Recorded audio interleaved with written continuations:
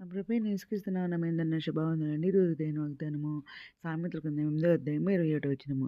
నన్ను ప్రేమించు వారిని ఆస్తికర్తలుగా చేయుదును, వారి నిధులను నింపుదును అనే వాగ్దానం చేయడం పరిశుద్ధాత్ముడు అర్ధరాత్రి లేసి ప్రార్థన చేసి వేయి స్తుతులు చెల్లించి మరలా ప్రార్థన చేసి దేవుడు ఇప్పుడు దేవుడు ఏ వాగ్దానం చేయించారండి.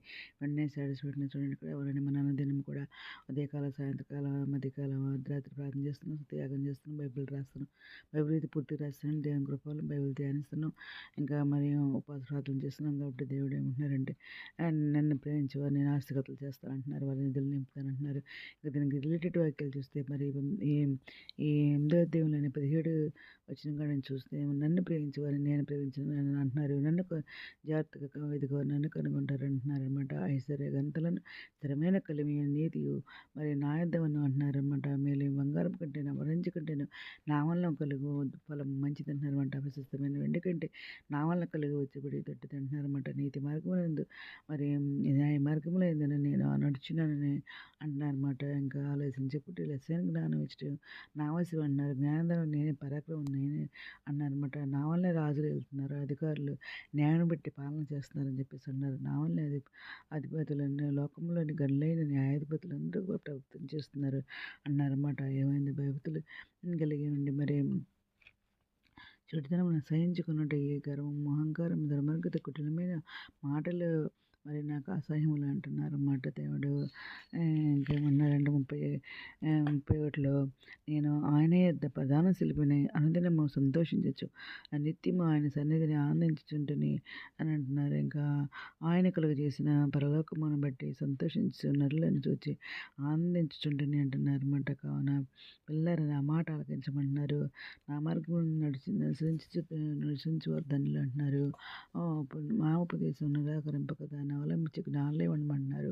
అనుదినము నా గడప వద్ద కనిపెట్టుకుని నా ద్వారా బంధముల యొద్ద కాచుకుని నా ఉపదేశమైన వారు ధన్యులు అంటున్నారు అనమాట.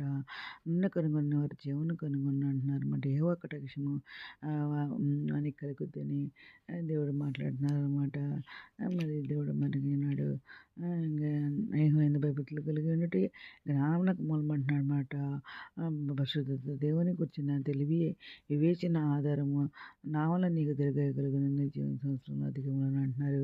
నీతిమంతుల మీదకి ఆశీర్వాదాలు వస్తాయని అంటున్నారు అన్నమాట. నీతిమంతులు జ్ఞాపకం చేసుకుంటే ఆశీర్వదకరము అని అంటున్నారు అనమాట. యథార్థంగా ప్రవర్తించకూడదు, నిర్భయంగా ప్రవర్తించడం అంటున్నారు అనమాట. కుటిల నవతను బయలుపడని అంటున్నారు అనమాట. ఇంకా దేవుడు ఇంకేమన్నారంటే దీనికి రిలేటెడ్ వాక్యాలు యోహాను మరియు 14:6లో చూస్తే నేనే మార్గము, నేనే సత్యమును, మరి నేనే జీవమును, నా ద్వారానే తప్ప మరి ఎవరున్న తండ్రి ఎద్దకే రారు అంటున్నారు అనమాట. తండ్రి యందు నేనును నా యందు తండ్రి ఉన్నామని నీవు నమ్ముటలేదా? నేను నీతో చెప్పుచున్న మాటలు నా అంతటా నేనే చెప్పుటలేదు, తండ్రి నా యందు నివసించు తన క్రియలు చేయుచున్నాడు అంటున్నారు దేవుడు. ఇంకా తండ్రి యందు నేనును నా యందు తండ్రి ఉన్నామని నమ్ముడి, లేదా ఈ క్రియలు నిమిత్తమైన నన్ను నమ్ముడి అన్నారు. నేను తండ్రి ఎద్దకు వెళ్తున్నాను కనుక నేను చేయ క్రియలు నా ఆయన విశ్వాసించువాడను చేయను అంటున్నారు. వాటికంటే మరి గొప్పవి కూడా అతడు చేయనని మీతో నిత్యము చెప్తున్నాను అన్నారన్నమాట. మీరు నా నామం నన్ను దేని అడుగును మరి తండ్రి కుమారుని ఏదో మేంపరచుటకి దానిని చేతున్నాను అంటున్నారు. నా నామం మీరు నన్ను ఏమి అడిగినా నేను చేతును అంటున్నారు. మీరు నన్ను ప్రేమించినడా నా ఆజ్ఞలు గైకొందురు అంటున్నారు. నేను తండ్రిని వేడుకుందును అన్నారు. మీ యొద్ద ఎల్లప్పుడూ ఉన్నట్టుగా ఆయన వేరొక ఆదరణ కథనానగా సత్స్వరూపి ఆత్మను మీకు అనుగ్రహిస్తారంటున్నారు. లోకం ఆయనను చూడదు, ఆయన ఎరుగుదు కనుక ఆయనని పొందలేదు అంటున్నారు. మీరు ఆయనని ఎరుగుదురు కనుక ఆయన మీతో కూడా నివసించిన మీలో ఉండని అంటున్నారు. ఇంకా ఏమన్నారంటే మీరు మరి ఇంకా మిమ్మల్ని అనాథలుగా విడనంటున్నారు, మీ వద్దకు వస్తానన్నారు. కొంతకాలం అయిన తర్వాత లోకం నన్ను మరి ఎన్నడూ చూడదన్నారు, అయితే మీరు నన్ను చూతురు అన్నారు. నేను జీవించినాను కనుక మీరు జీవింతురు అంటున్నారు. నేను నా తండ్రి యందును మీరు నా యందును నేను మీ యందును ఉన్నానని ఆ దినమున ఎరుగుదురు అని చెప్పేసి అంటున్నారు. నా అంగీకరించిన వాటిని గైకొనేవాడు నన్ను ప్రేమించేవాడు అన్నారు. నన్ను ప్రేమించేవాడు నా తండ్రిని ప్రేమించను అంటున్నారు. నేను వాడిని ప్రేమించి వానికి నన్ను కనబరుచుకుందని చెప్పాను అని చెప్పేసి ఏదైనా మాట్లాడుతున్నారు. మరి దేవుని ప్రేమించే వారికి మరి సమస్త సమకూరు కూడా జరుగుతుందని కూడా మాట్లాడుతున్నారు.